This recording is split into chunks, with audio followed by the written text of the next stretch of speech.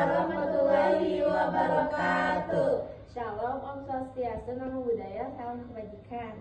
Kami dari kelompok 5 yang beranggotakan, saya Putri Almina Purba, Saya Nisa Cahya.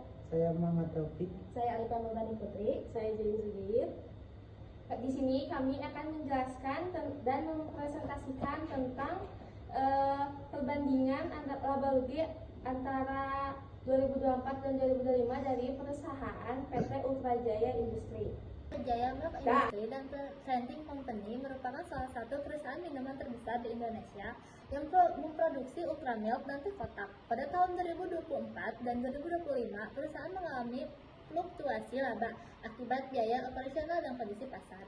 Oleh karena itu, penelitian ini dilakukan untuk mengetahui apakah perubahan laba bersih tersebut signifikan secara statistik. Rumus masalah dalam penelitian ini adalah 1. Bagaimana tren pendapatan dan laba bersih PT Ultra Jaya selama tahun 2024 sampai 2025. 2. Apakah terdapat perubahan signifikan pada kinerja laba perusahaan. Ketiga, faktor apa saja yang mempengaruhi kenaikan atau penurunan profitabilitas.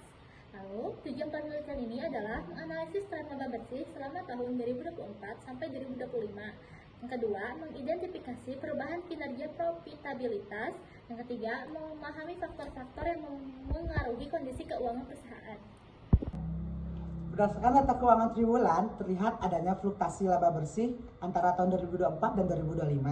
Pada kuartal pertama dan kedua, laba bersih 2025 mengalami penurunan dibanding 2024. Namun, pada kuartal ketiga dan keempat, perusahaan catat laba yang lebih tinggi di tahun 2025.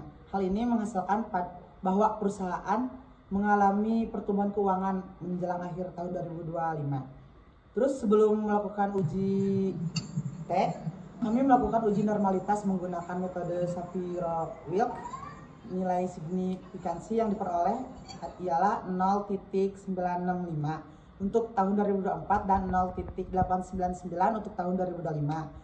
Terus karena kedua nilai tersebut berada di atas 0,05, maka data dapat dikatakan berdistribusi normal. Dengan demikian data ini memenuhi syarat untuk diuji menggunakan metode statistik parametrik.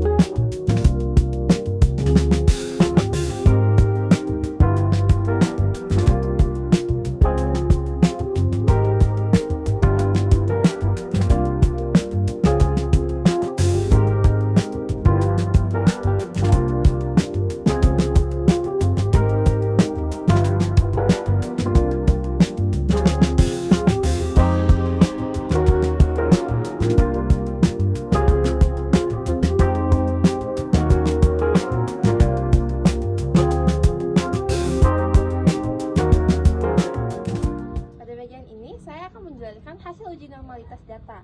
Uji normalitas dilakukan menggunakan metode Shapiro-Wilk untuk mengetahui apakah data penelitian berdistribusi normal atau tidak. Dan berdasarkan hasil pengujian kami diperoleh nilai signifikansi sebesar 0,965 untuk tahun 2024 dan 0,899 untuk tahun 2025. Karena kedua nilai tersebut lebih besar daripada 0,05, maka data dinyatakan berdistribusi normal. Hal ini menunjukkan bahwa data penelitian memenuhi asumsi normalitas dan layak digunakan untuk pengujian statistik parametrik, seperti Parrot Sample T-Test yang digunakan pada penelitian ini. Dengan demikian, proses analisis dapat dilanjutkan ke tahap pengujian hipotesis. Selanjutnya ada uji hipotesis. Saya akan menjelaskan hasil uji hipotesis pada penelitian ini. Hipotesis 0 atau H0 menyatakan bahwa tidak terdapat perubahan yang signifikan pada laba bersih antara tahun 2024 dan 2025. Sedangkan hipotesis alternatif atau H1 menyatakan bahwa terdapat perubahan yang signifikan pada laba bersih antara tahun 2024 dan 2025. Berdasarkan hasil periodic sample fit test diperoleh nilai signifikan sebesar 0,691. Karena nilai signifikan lebih besar dari 0,05, maka H0 diterima dan H1 ditolak. Hal ini berarti tidak terdapat perubahan yang signifikan pada laba bersih perusahaan dari tahun 2024 ke tahun 2025. Dengan kata lain, meskipun laba bersih mengalami peningkatan tersebut belum cukup signifikan secara statistik. Selanjutnya adalah T-test threshold. Berdasarkan hasil penelitian, rata-rata laba bersih perusahaan mengalami peningkatan dari tahun 2024 ke tahun 2025. Pada tahun 2024, rata-rata laba bersih sebesar 807.009,50. Sedangkan pada tahun 2025 meningkat menjadi 839.536,25.